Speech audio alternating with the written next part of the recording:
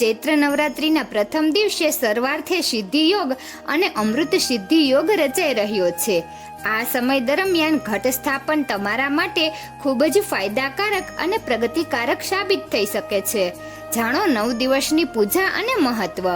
Hindu calendar મુજબ નવરાત્રિનો તહેવાર વર્ષમાં 4 વખત ઉજવવામાં આવે છે, જે શરદ, ચૈત્ર, મહા અને અષાઢ મહિનામાં આવે છે. આ ચૈત્ર નવરાત્રિના પ્રથમ દિવસે સર્વાર્થે સિદ્ધિ યોગ અને અમૃત સિદ્ધિ યોગની રચના થઈ રહી છે. આ સમય દરમિયાન ઘટ સ્થાપન તમારા માટે ખૂબ જ ફાયદાકારક અને પ્રગતિકારક સાબિત થઈ શકે છે. શરદ અને ચૈત્ર મહિનામાં આવતી નવરાત્રિ માતા દુર્ગાના ભક્તો માટે ખાસ હોય છે, જ્યારે મહા અને અષાઢ મહિનામાં આવતી નવરાત્રિ તાંત્રિકો અને અઘોરીઓ માટે મહત્વપૂર્ણ માનવામાં આવે છે, જેને ગુપ્ત નવરાત્રિ કહેવામાં આવે છે. આ 9 દિવસો દરમિયાન ભક્તો દેવી દુર્ગાની ભક્તિમાં લીન રહે છે અને દિવસ રાત તેમની પૂજા કરે છે. જ્યોતિષી ડોક્ટર અનીશ વ્યાસના ડિરેક્ટરે જણાવ્યું કે આ વર્ષે ચૈત્ર નવરાત્રિ 9 એપ્રિલ 2024થી શરૂ થઈ રહી છે, જે 17 એપ્રિલના રોજ સમાપ્ત થશે. ચૈત્ર નવરાત્રિ પ્રતિપદા તારીખથી નવું હિન્દુ વર્ષ શરૂ થાય છે. આ વખતે ચૈત્ર નવરાત્રિ દરમિયાન નવરાત્રિ 9 દિવસ સુધી ચાલશે. ખાસ વાત એ છે કે ચૈત્ર નવરાત્રિના પહેલા દિવસે સર્વાર્થે સિદ્ધિ યોગ અને અમૃત સિદ્ધિ યોગ રચાઈ રહ્યો છે. આ સમય દરમિયાન ઘટ સ્થાપન તમારા માટે ખૂબ જ ફાયદાકારક અને પ્રગતિકારક સાબિત થઈ શકે છે. મા દુર્ગાના 9 સ્વરૂપોની પૂજા. હિન્દુ ધર્મમાં નવરાત્રિનું વિશેષ મહત્વ છે. વર્ષમાં 2 વાર ચૈત્ર નવરાત્રિ અને શારદીય નવરાત્રિમાં વિધિ પ્રમાણે દેવી દુર્ગાની પૂજા કરવામાં આવે છે. જોકે ગુપ્ત નવરાત્રિ પણ આવે છે, પરંતુ ચૈત્ર નવરાત્રિ અને શારદીય નવરાત્રિ વધુ લોકપ્રિય છે. આ નવરાત્રિમાં માતા ભક્તોને દર્શન આપવા ઘોડા પર સવાર થઈને આવી રહ્યા છે.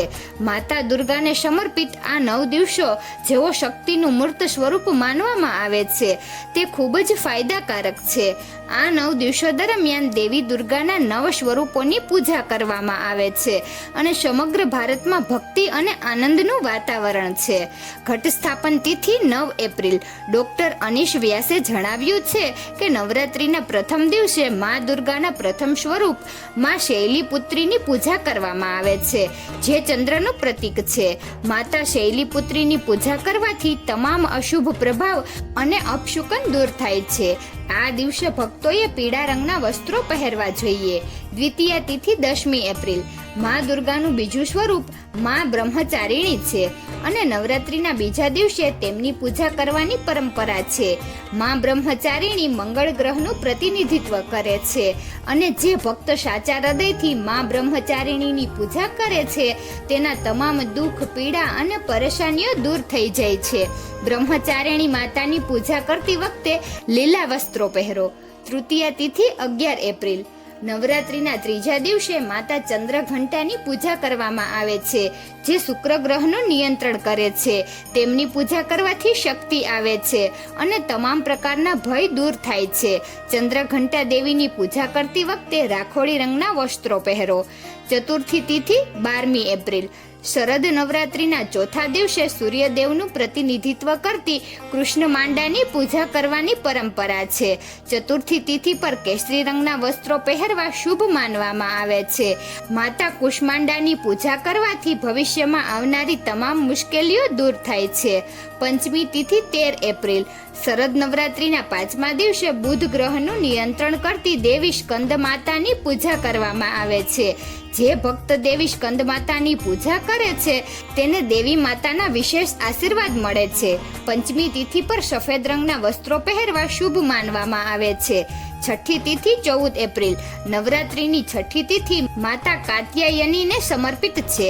આ દિવસે લાલ વસ્ત્રો પહેરો અને ગુરુ ગ્રહનું નિયંત્રણ કરતી માતા કાત્યાયનીની પૂજા કરો. કાત્યાયની માતાની પૂજા કરવાથી હિંમત અને શક્તિ વધે છે. સપ્તમી તિથિ 15મી એપ્રિલ. આ દિવસે માં કાળીરાત્રિની પૂજા કરવામાં આવે છે, જે શનિ ગ્રહનું પ્રતીક છે. માં કાલરાત્રિની પૂજા કરવાથી ભક્તોમાં બહાદુરીનો સંચાર થાય છે. સપ્તમી તિથિ પર તમારે શાહી વાદળી રંગના વસ્ત્રો પહેરવા જોઈએ. અષ્ટમી તિથિ 16મી એપ્રિલ. અષ્ટમી તિથિ પર મહાગૌરીની પૂજા કરવાની પરંપરા છે. આ દિવસે ગુલાબી રંગના વસ્ત્રો પહેરવા શુભ માનવામાં આવે છે. માતા મહાગૌરી રાહુ ગ્રહને નિયંત્રિત કરે છે અને તેમના ભક્તોના જીવનમાંથી તમામ નકારાત્મક શક્તિઓને દૂર કરે છે. 9મી તિથિ 17મી એપ્રિલ. માં સિદ્ધિદાત્રી રાહુ ગ્રહનું પ્રતિનિધિત્વ કરે છે, જેની પૂજા શાણપણ અને જ્ઞાન લાવે છે. 9મી તિથિ પર તમારે જાંબલી રંગના વસ્ત્રો પહેરવા જોઈએ. તો મિત્રો, તમને આ વિડીયો કેવો લાગ્યો જરૂરથી કમેન્ટ કરજો. જો સારો લાગ્યો હોય તો વિડીયોને લાઈક અને શેર કરજો અને અમારી ચેનલને જરૂરથી સબસ્ક્રાઈબ કરજો.